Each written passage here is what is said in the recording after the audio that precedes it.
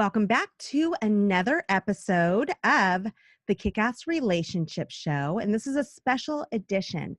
I'm doing a series of 3 videos regarding transgender children and learning so much more because so many of us don't quite understand it. And we have lots of questions, and more families are learning that their children are transgender. So we're going to be discussing that. So if you know a child who is transgender or maybe possibly is, or maybe you are a parent with a child who has gone through this, this is going to be an important episode because our guest today, Dr. Jen O'Ryan, she is an expert in this area. She has a PhD in human behavior, and she has been focusing on this subject, helping parents and helping children navigate through this process. And not only that, she has her own child, a son who is transgender. So we know she has a lot to share about this important topic. So welcome to the show, Jen. Thank you. Thank you so much for having me. Yeah. So start off by telling us a little bit about your own personal journey with your son and what that was like. Yeah, so it's been really interesting. So I originally started working with LGBTQ youth way back in the early 2000s. And my son at the time was middle school age. And he actually didn't come out until much later. And so I think it was, he always had the sense of a difference. And he came out to me about 3 years ago. Very matter-of-factly, just like, this is who I am. I'm like, that is amazing. I wish you would have told me sooner. So much information for you. And it was just, it's been a process. I mean, very similar to when you have a new relationship established with your now adult child, how that relationship dynamic changes. It was very much like that, where he was going through his process, I was going through my process and supporting him, not only, now just taking my academic research hat off and putting, and being in that mom space and being supportive in that same way. And just really going along and letting him explore what does this mean for him? What does masculinity mean for him?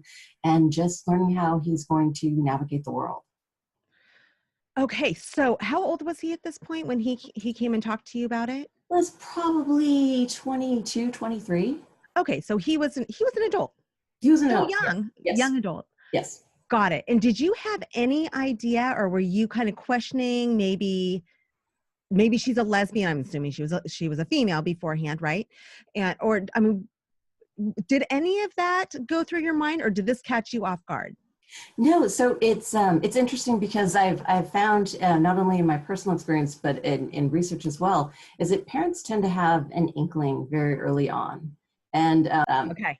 But yeah, I had a sense from the time that he was little that he was queer, and that's a term that I use. It's like an all-encompassing LGBTQ orientation, and it wasn't really anything more than that sense. It's like, oh, okay, this is who he is. And so growing up, it was it was not an issue. I exposed him to all different types of arts and sports and colors, and he picked out his own wardrobe, and it really just kind of opened up this palette for him to figure out what he liked. And so, yeah, I kind of had this inkling, but I wanted him to be able to explore his own identity. Mm-hmm. And once he realized, hey, this is who I really am, then he disclosed. And from there, it was a very relatively short runway. Okay. And has he ever shared to you that he had questions about it when he was younger? Was this something that he always kind of felt something's not right, but I don't know what explain to us what his thought process was that he shared with you. Yeah. So it's really cool to talk to him about it now, because he always felt like a boy. Always. And actually most of the family kind of like, he had always had this kind of vibe. And he always felt like that, but he was in this, okay, you're a girl, so you have to do this. And it just wasn't, it was incongruent. So it's interesting to talk to him now and to say, yes, you were technically assigned a girl at birth, but you never really fit that mold. And he never really seemed to fit that mold, and it didn't feel comfortable for him. Got it. So talking to him now, he's very much like, this is always who I've been. but didn't really have any opportunity to take ownership of that identity and say, no, this is who I am. And I'm actually going to express as masculine and adopt pronouns and just be authentic. What was the shift that you saw in him when he came and told you this? Did you notice a difference in maybe his demeanor or anything in particular that you noticed that shifted or changed other than him coming and telling you that, hey, I am not a girl, I am going to be, or I am a boy. I don't know correct me if I say the wrong terminology. I know that I have gotten this wrong a number of times and I have been corrected. So just please feel free to correct anything that I say that is not PC, because I usually do say things that are not PC. Well, and to be absolutely fair, the language is evolving so quickly. There's never a time that I don't go to a conference or sit down, with colleagues, and there's not a new term or concept. So please don't feel like there's this, don't be afraid to say something and then be corrected, because it's evolving constantly. And it's also can be very complicated because it's such a personal experience. Some individuals who transition, or when a child transitions, sometimes they reflectively use that masculine pronoun looking back on the memories, as well as in future. And some individuals have a line where they identify with a masculine pronoun going forward, but when they reflect back, they still see themselves and use that female pronoun. So it is very personal. Typically what happens though is they reflect back with the masculine and with their aligned pronoun back and forward. But get back to your question. It was like something had been taking off. Like if you're wearing a huge, heavy coat or heavy costume, and all of a sudden you're able to take it off, and you're like, oh, that feels so much better. And it was a visible change. It's like coming into himself and actually being like, this is who I am. I don't have to hide or filter or do anything. So it was, for me, it was a huge comfort, because I know my child and I could immediately see the difference that and even today, it's much more authentic and much more just feeling completely integrated and comfortable in your skin. Yeah, let's talk about that a little further, because I mentioned before the show that I have interviewed, or I did interview another couple who the husband became a woman, Yes. and they really shared the journey. And one thing that they mentioned was that when he was a man, the way that he was birthed, Yes. he would get really angry and frustrated. But then as he started evolving into becoming a woman, he was more relaxed. He was more approachable. Her name is now Anne, it's Diane. And just became such a more fresh, happier, lighter person, similar to what you're saying. So what I want to talk about is some of the things that kids go through when they are when they know that they're transgender, or they're starting to think, something's really wrong here. I have heard that the suicide rates and the depression rates are extremely high with this group. So can you kind of talk about that a little bit? Oh, absolutely. Yeah. And that's, and you're right. The rates of negative outcomes like suicide, depression, self-harm, substance abuse, et cetera, are exhaustingly higher for transgender and gender variant individuals. My position on that has always been that it's more due to the environmental influence and the environmental response to their emerging identity. So as I said, oftentimes parents and family members might have an inkling, or the child themselves will have an understanding of, I feel like this, but all the world is telling me I should feel like something else. And so it's that internal dialogue that's conflicted sometimes. But honestly, I think it's, if the environment is supportive, and if the environment, the family in most cases, creates space for that child to really explore and have agency over their own identity, that goes a tremendous way in mitigating that risk. Resiliency, one of the key influencers for the level of resiliency in a child is that amount of support in their home and community environment. And so my tip to parents is always, don't assume your kids are straight, and please don't assume your kids are cisgender, because then they have to overcome all of your assumptions. Does that make sense? Interesting. Yeah. I mean, there's such a shift right now going on in society and in the way that we parent. And I think it's great, but there's a lot for us to learn. That's why I thought, I got to do the show. And I want to go deeper into parenting and how to parent a child who is experiencing this. But before that, I want to talk about some of the myths. Let's dispel some of the myths that we hear. One of them that I have heard in the past, and so some may not think this is a myth, but from what I have learned through studies is that, some people believe that through religion and through, I hate to say exorcism, but through religious beliefs that you can overcome whether you're gay or whether you are transgender. Can you go there a little bit with us? Totally. So and faith and cultural influence and all the things in the community have a huge influence over that child. So it is a myth. To take a step back, if we think about gender is not this either or binary, and more as a spectrum, but also more of this multi-dimensional intersecting innate sense of humanness that we have, right? It's really an experience of gender. And so I sometimes liken it to blood type. So it wasn't all that long ago that we thought there's blood. Sometimes you put a blood in one patient and they do well. Sometimes you put blood in another patient, they don't do well. We hadn't really gone to a place that we could differentiate, hey, there are actually different composites and different variations of blood. And gender is really not an either or situation. There are so many variables. There are adrenal insensitivities. There are XXY, XYY combinations. And so as we change and evolve our understanding of gender, we see that it's really not something that can be influenced out. So rather than, taking your example of religion or conversion therapy, which is extremely damaging, conversion therapy tells the child that there's inherently something wrong with them and it needs to be fixed. It needs to be corrected.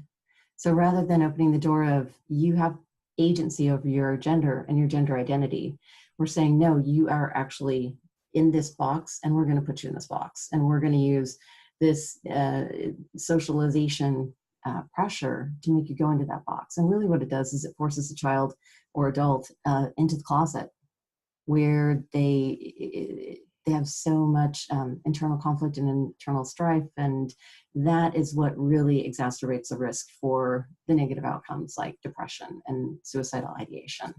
And so no, a gender is something that it's an innate sense that an individual has. And you can force it out of somebody, but that's so damaging that I just support your child. Got it. Now, what about, a lot of kids go through self-discovery, right? And I know when I was growing up, I wanted to be a nurse at one point. If I was a nurse, I would be the worst nurse in the whole wide world because I pass out when I see a needle. And, we go through changes as children. So could this possibly be just something that kids go through for a period of time? Yeah, and that's such a good question. I get that all the time because we do our identities change and evolve. But the one thing about especially being transgender is, they talk about it being insistent, persistent, and consistent, meaning from the time that a child is typically very young, they assert this gender identity, and it persists over time. What can change, though, is the child's concept of what that means to them. So going to your example of being a nurse, it could be that you wanted to be a nurse because you wanted to take care of people, or it could be that you wanted to be a nurse because you love the science aspect of it. And so by allowing that child to express their identity, you're allowing them to figure out what it is about that really resonates with them. Does that make sense? It does. Yeah. So example, when I was, and I'm a product of the 80s. And so I had, Batman and Wonder Woman, and I wanted to be Batman. And did I want to be Batman because I was masculine identified? Possibly. Did I want to be Batman because he had way cooler toys than Wonder Woman? Also possible. Good point. So exactly. So that's where we conflate kind of this gender identity with the gender expression. So I identify as a female, but my expression can be very masculine sometimes. It can also be very feminine sometimes, but that doesn't change my identity. Do you see what I mean? I see what you mean. But if a child's coming out and saying, you know, I'm just going to give the example of, junior high or high school, when kids are struggling with maybe whatever issues are going on at home. Maybe someone's an alcoholic. Maybe they suffered trauma from when they were younger. Who knows what can happen in a child's life? So could it ever be that they're crying out for attention, and this just seems like a way to get it? Is that feasible, or is that way off target? For the most part, when kids come out as transgender or gender variant, it is because that's their actual identity. Okay. And that's one of the reasons why we're seeing kids come out younger and younger, is because we have more visibility and they're able to have more vocabulary around what that is. It may not always be the case. My guidance to parents is, because we always ask, maybe it's a phase, maybe something like that. But what I invite parents to do is let the child explore that. If it is truly a phase and they want to transition socially, so they want to transition, assigned a female at birth wants to identify as a male. Transition socially means, you can change your appearance and you can change your pronouns at school and maybe sometimes go by a different name.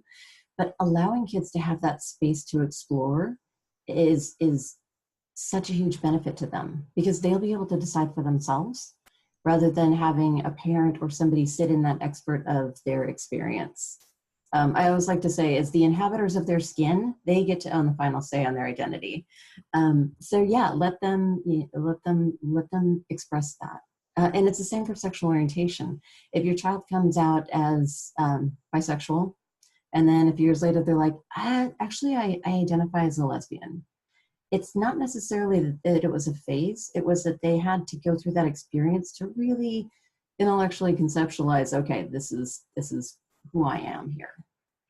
Got it. Okay. This is so insightful. And I loved what you said a few minutes ago about our variants that we have in our chromosomes. Mm-hmm. And it made so much sense to me that, okay, yes, that could be, there's so many different things going on in our bodies with our chromosomes and, X, Y, and all these other things that makes absolute sense to me, that it's not always clear. It's not always clear that whether we're a girl or a guy, or, we enjoy both. It's so fascinating and such an important topic for us to discuss. So now I want to switch to talking a little bit about the child and helping guide them as a parent. I know you said let them go, let them express their clothes and their names and their pronouns. But what's some dialogue that you can have with your child to help them navigate through this? Because not only are they struggling at home, but I would imagine with peers. Yes. And a lot of that is influenced by the age at which the child comes out. A lot of times if the child comes out very young, it's a little bit different conversation than if they choose to come out in middle school, because then you've got all the tumultuous cusp of adolescence, right? All of that. Mm-hmm. But what I invite parents to do is, so typically what happens is, and I'm a parent, so I can speak from my perspective, we have decades of muscle memory of protecting our child and correcting our child. And, the child goes for something, it's like, oh no, don't do that, do this, and guiding them. And we also tend to swerve that over into something that is innately personal to them. So like their gender identity. If a boy comes out and says, I'm actually a girl, or I want to go by she pronouns, the parent's initial reaction can be, oh no, you're a boy, or you're a girl, or, reinforcing whatever it is. And so talking to them around, well, what does that mean to you? Like when you say you're, a boy is saying that he's a girl, it's like, okay, what does that mean to you? And really talking about less around the biology of it and more about what does it mean to you, and letting them explore. It can be, it can be scary for parents to talk about gender identity and sexual orientation. Yeah, I have to stop you there for a Yes, second. please, I please. have to stop you there for a second, because can it be possible that us as parents, we go too far with that? That maybe, they're just that Johnny wants to play with a doll, and you're like, well, maybe you are more female. Talk on this, because I Oh, think, yes. Yes. could it be that sometimes maybe we push them to questioning their sexuality? That's a really good question, because we typically, in this culture, we apply gender everywhere, even when it doesn't matter. We gender clothes and toys and interests and skills and sports and everything else. And so what I would do is, because as adults, we also bring, our 40 plus years of life experience to every question that the child asks. And it's difficult to take a step back and say, what is the child really asking in this moment here? And how can I respond in 2 sentences or less? Because that's about the time they're going to stop listening to me. And so, like going back to my Batman example, it's like, I want to be Batman. Okay, go be Batman. We don't need to have an entire dissertation around what does this mean in the big social construct element. They just want to be Batman, and just let them be Batman. And, it's totally natural for parents to say, what does this mean? What should I be doing? How should I navigate? Parents, there's no right answer. Don't look for the right answer. Answer the question that's being asked as if you were in a court of law, and then go educate yourself and talk to other parents and see. And what you'll find is that this is exceptionally common for kids to kind of have this more fluidity, because they don't have our 40 years of experience telling them that they shouldn't. So it's almost like they get to defy the laws of gravity for a while, right? They defy the laws of physics. And they can be this and this and this and all things at the same time, until we start to tell them that they can't. And then it's like, oh, what does that mean? Yes. And so in your research, you're showing that regardless of how they're born and regardless of how the parents parent them, they will figure it out on their own. The correct, whatever their natural tendency is, it won't be swayed by their outside influence. Does that make sense? Am I stating that in It totally makes sense. It totally makes sense. Yeah. The one thing that I would caution, though, is that if the child is coming up in a very unsupportive environment and is redirected and bullied into pretending to be straight or pretending to be cisgender, that is effective. It's also extremely damaging to the child. So there's a lot of internal damage that can be done, a lot of internal self-loathing that comes along with that, and a lot of pressure to conform. But left to their own devices, they'll figure out exactly who they are. Okay. It's just that they have such a different relationship with gender at that age, especially at the younger ages. They have such a different relationship with gender, and we just really want to compartmentalize and put them into categories. And honestly, it's interesting when I take a step back and I ask parents, it's like, well, why do you want, like, if you see an expectant mother, it's like, well, what are you having? It's like, well, why does that matter? And oftentimes what it boils down to is because as a society, we use gender to figure out how we should interact with each other. Mm-hmm. And it tells us how we should interpret ourselves in the world. And it's one of the most arbitrary traits to use for that. Do you know what I mean? Right. But you're asking us to make big shifts in our mental, just like you said, I'm over 40. And so I have certain things that I've been raised with and patterns that I believe. Mm-hmm.